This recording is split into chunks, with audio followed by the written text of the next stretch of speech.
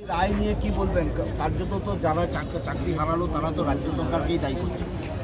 বিষয়টা হচ্ছে আজকের যে জাজমেন্টটা বেরিয়েছে, রায়টা যদি আমরা দেখি, সেই রায়টা দেখে আমার জুনিয়র ভাই যারা আমাদের পরবর্তী প্রজন্মের তরুণ শিক্ষক শিক্ষিকা, তারা খুব স্বাভাবিকভাবে আশাহতই নয়, বিষয়টা নিয়ে অবাকও।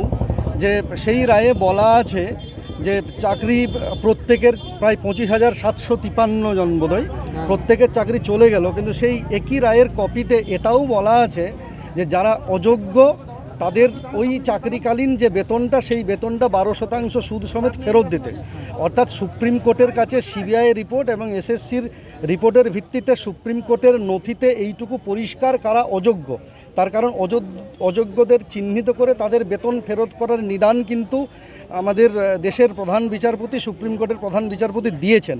অর্থাৎ যেখানে তাদের হাতে তথ্য রয়েছে কারা অযোগ্য, কাদের বেতন ফেরত দিতে হবে, তো সেই মুড়ি মুড়কি কোথাও এক করে দেওয়ার যে নিদান, অর্থাৎ তাদের নথি থাকা সত্ত্বেও যে প্রত্যেকের চাকরি বাতিল করে দিল, এইটা আমরা স্তম্ভিত, আমরা হতবাক, আমরা দিশেহারা। এবং সত্যি কথা বলতে এই রায় মানে বিচার ব্যবস্থার সমালোচনা না করেও বলা যায় যে এই রায় সন্তোষজনক, বা এই রায় মানে এই সাময়িক পরিপ্রেক্ষিতে সমস্ত দিক বিচার করে ঠিকঠাক বলে আমাদের মনে হলো না।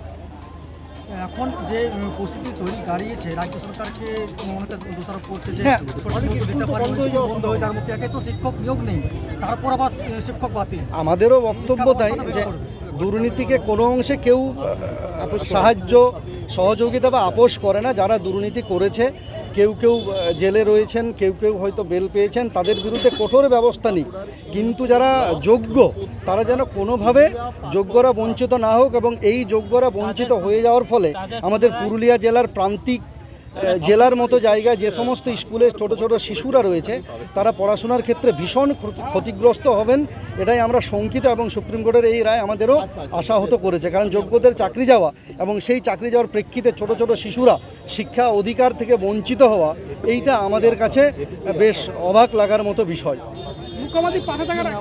মুখ্যমন্ত্রী, মাননীয় মুখ্যমন্ত্রী বলেছেন, যেটা ওনারাও বললেন যে সমস্ত দিক খতিয়ে দেয়, কারণ মাননীয় মুখ্যমন্ত্রী বলেছিলেন যে আমরা কোনো একজনেরও চাকরি যাক এই বর্তমান প্রেক্ষিতে, সেটা তিনিও চান না। উনি তাদের, আমরাও সবাই মিলে সার্বিকভাবে 7 তারিখে তিনি ডেকেছেন। ওনারাও, আমার জুনিয়র ভাই যাদের চাকরি গেল, এই ছেলেটা স্কুল সার্ভিস কমিশনে গোটা রাজ্যে প্রথম, এই ছেলেটা একটা চাকরি ছেড়ে অন্য চাকরিতে জয়েন করেছে। তার পাশে যে আছে সেও প্রাইমারি টিচার ছেড়ে হাই স্কুলে জয়েন করেছে। আমার পাশের ভাই, সে 9-10ও পাস করেছিল, 11-12ও পাস করেছিল, এবং তার স্কুলে প্রায় 5 জন শিক্ষক শিক্ষিকার চাকরি গেছে। তো আমরা এই যে অরাজকতা পরিস্থিতি তৈরি করে দেওয়ার মতো, উদ্ভ্রান্তি ছড়ানোর মতো যে রায়, সেই রায়টা আমরা মন থেকে কোথাও ওটা মেনে নিতে পারছি না। এবং মাননীয় মুখ্যমন্ত্রী হয়তো তাদের একটা আশার আলো দেখাবেন, এই রকম ভরসায় আমরা মাননীয় মুখ্যমন্ত্রীর দিকে চেয়ে আছি। বিকাশ মাহাতো, আমি একজন শিক্ষক, এদের সিনিয়র।